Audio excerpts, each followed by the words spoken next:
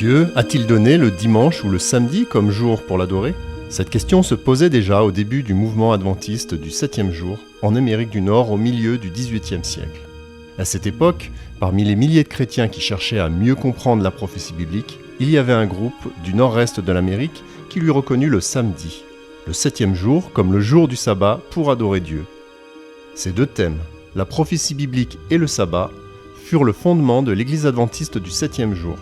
En 1863, les mouvements observateurs du sabbat s'organisèrent officiellement et leur dénomination religieuse comptait 3500 membres adorateurs du sabbat répartis dans 125 églises.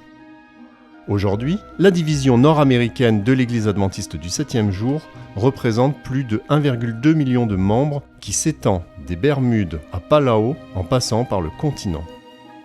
Il est impressionnant de voir combien la diversité ethnique de cette région nécessite des approches différentes pour atteindre chacune d'elles de manière adaptée.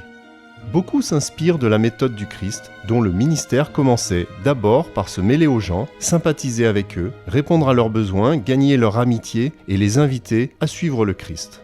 Partout, en Amérique du Nord, les adventistes s'occupent de groupes autochtones tels que les Amérindiens, les autochtones de l'Alaska et les membres des Premières Nations où qu'ils se trouvent. Dans des endroits comme l'Alaska, il peut parfois être assez difficile de les atteindre. Pour la vie de village, je dirais que le seul mot qui me vient à l'esprit est très isolé. Un peu comme un pays du tiers-monde. Beaucoup d'enfants souffrent de parents alcooliques et abusifs, ce qui est à la fois verbal, sexuel et physique. Ils ont trouvé refuge dans l'Église. C'est essentiellement ce que fournit la mission adventiste de l'Arctique.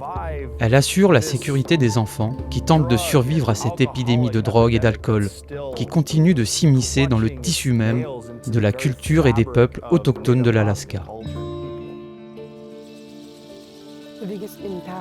L'impact le plus important serait d'avoir un jour des camps de jour dans des villages et leur expliquer qu'il y a un moyen de se sortir de ce cycle destructeur.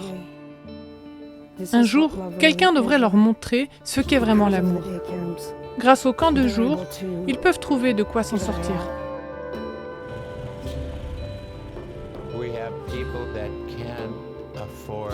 Certains n'ont pas les moyens de s'offrir de l'eau potable. Ils viennent dans ce centre pour en obtenir.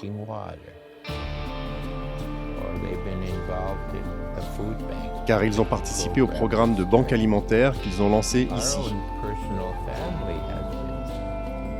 Notre propre famille a également bénéficié de l'aide humanitaire apportée à notre peuple.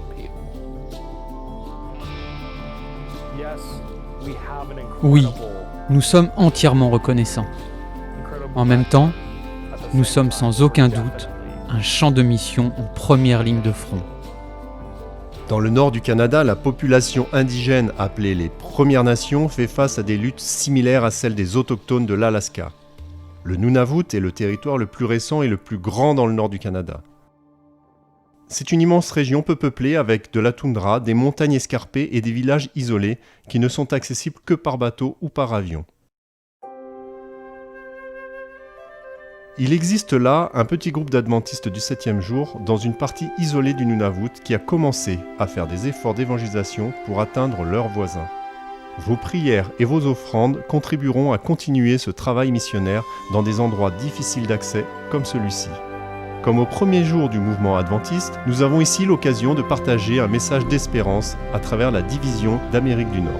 Merci de soutenir le travail missionnaire de l'Église adventiste du 7e jour.